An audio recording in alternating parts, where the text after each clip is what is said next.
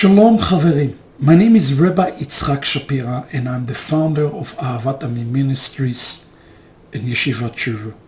It is my joy week after week to study with you just for a few moments, a moment in Hebrew.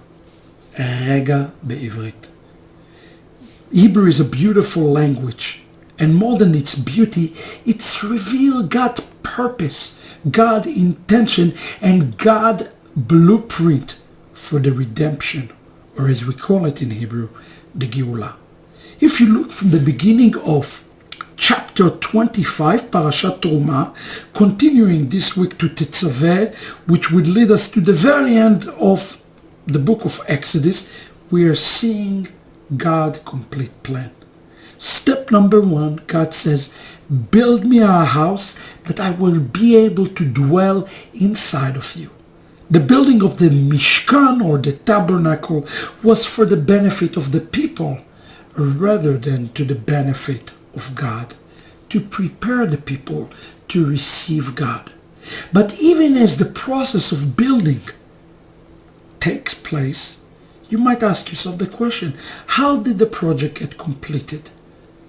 How did Geulah come to the children of Israel?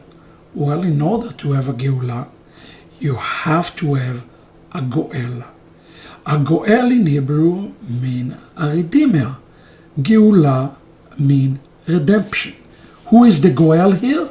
In our story, the Goel is none other than Aharon, the high priest. But remember, he was not the high priest quite yet. And that's why Parashat Tetzaveh is so critical.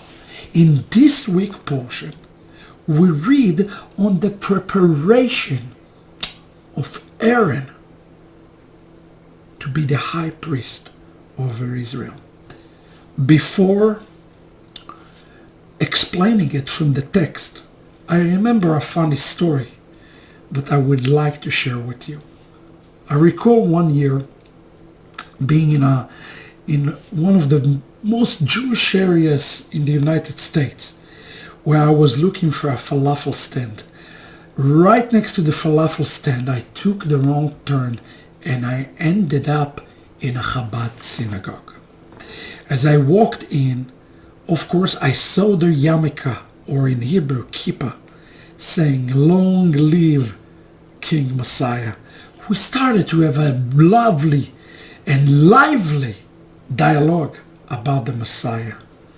Finally, the rabbi turned to me and he said, when the Messiah comes, before he rule as Messiah, he's going to have to stop here in our synagogue, right next to the falafel stand, so that we will tell him, okay, we recognize you as the Messiah.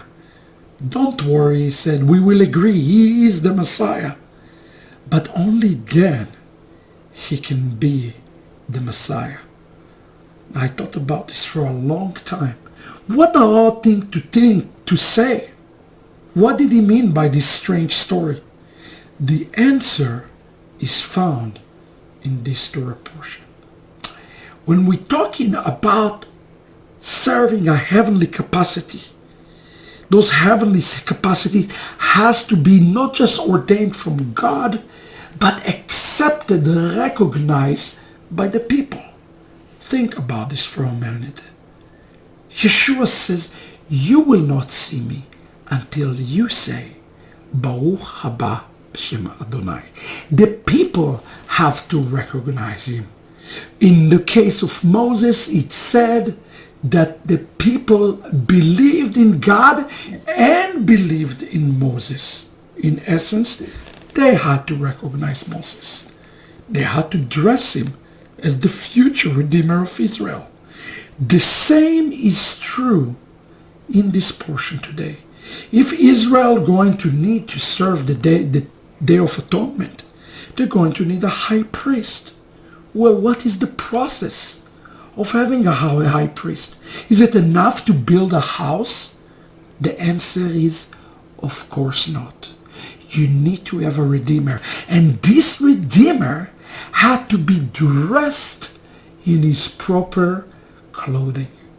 This is the scene of the last 2,000 years, as we dressed the Messiah of Israel in the clothing of an Egyptian king. Even in this Torah portion, we see that Aaron wears a kutonet. What is the meaning of the word kutonet? The word kutonet refers to the garment that Joseph has worn, called in Hebrew kutonet pasim. The same is true of the future high priest of Israel. He had to dress as Joseph. Listen to the dressing act that Aaron had to go through before he became the future redeemer of the house of Israel. It says in Exodus 28, verse 2, ועשית בגדי קודש לאהרון אחיך לכבוד ולתפארת. And you are to make clothes for Aaron your brother, for his kavod or glory, and for his beauty, so that he will be beautified.